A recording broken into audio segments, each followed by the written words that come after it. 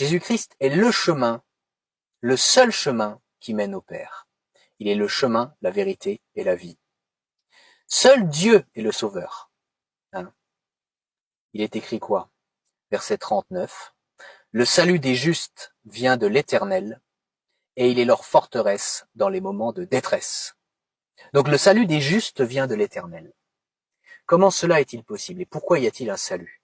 Ce psaume parle des méchants aussi, du péché. J'ai intitulé cette prédication « Jésus et le péché ». Et E.T. Il n'y a rien en commun entre la lumière et les ténèbres. Il n'y a rien en commun entre Jésus-Christ et le diable. Jésus-Christ est saint, il est Dieu, il est le Fils de Dieu. Et il est aussi Dieu, le Dieu vivant.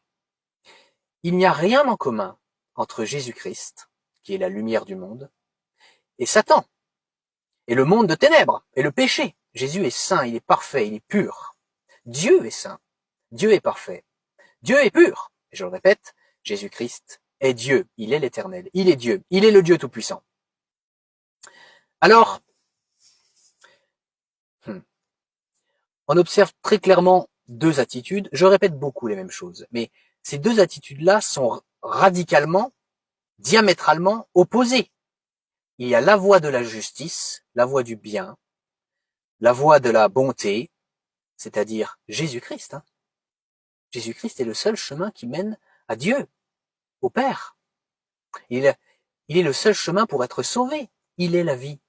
Il y a cette voie-là, et il y a la voie du péché, la voie du diable. Tu ne peux pas être entre les deux. Si tu n'es pas en Christ, si tu n'es pas chrétien authentique, si tu n'as pas le Saint-Esprit, alors tu es dans le camp du diable. Ce n'est pas moi qui le dis, c'est moi qui le dis, mais je ne fais que répéter ce que dit la Bible. Jésus-Christ a dit, celui qui n'est pas avec moi est contre moi. Donc, Dieu étant saint, Dieu étant pur, Dieu étant juste, il y a une punition. Il y a une punition vis-à-vis du péché. Le péché amène une punition, et cette punition, c'est l'enfer éternel. Et c'est Dieu qui punira le mal, tout type de péché, le vol, le mensonge, l'hypocrisie, même juste après un seul péché. Il y a l'enfer éternel, une juste punition de Dieu pour ceux qui ne croiront jamais dans le Christ et pour ceux qui ne se repentiront jamais. Et donc, cette punition, ce sera une torture éternelle. Ben oui, il y aura des pleurs et des grincements de dents en enfer, on ne se moque pas de Dieu. Ce qu'un homme, ce qu'un être humain sème, il le récolte. Donc, quelle attitude tu as?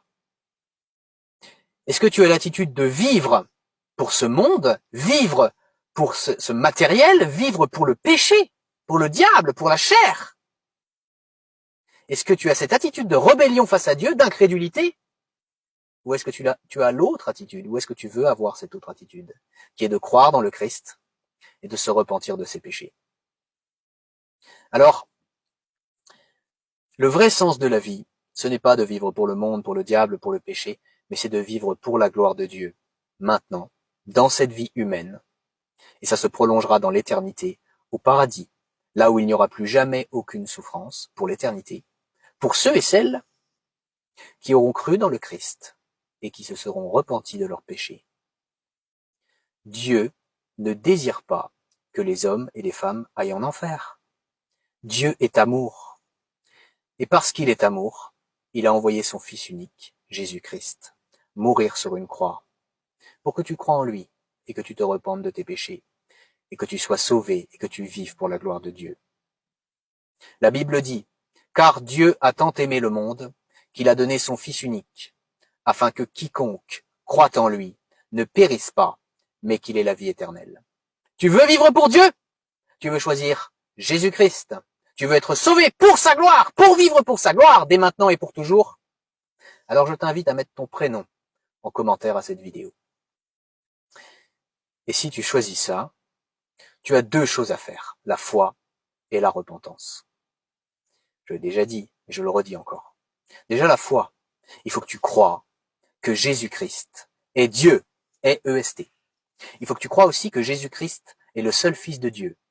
Il faut que tu crois que Jésus-Christ est venu sur terre en tant que 100% Dieu et 100% homme pour payer pour tous tes péchés. Il faut que tu crois que Jésus-Christ a souffert pour tous tes péchés. Il faut que tu crois que Jésus-Christ est mort pour tous tes péchés sur la croix. Il faut que tu crois que Jésus-Christ a payé toute la justice de Dieu pour tous tes péchés, à ta place. Il faut que tu crois que Jésus-Christ a payé ton enfer éternel, à ta place. Et je ne dis pas que Jésus-Christ est allé souffrir en enfer. Ça, je n'ai pas trouvé d'endroit dans la Bible où c'est écrit. Mais ce que je te dis, c'est qu'il faut que tu crois que Jésus-Christ a payé ton enfer éternel à ta place. C'est-à-dire qu'il a réussi à payer ta punition illimitée en un temps limité. Voilà ce qu'il faut que tu crois.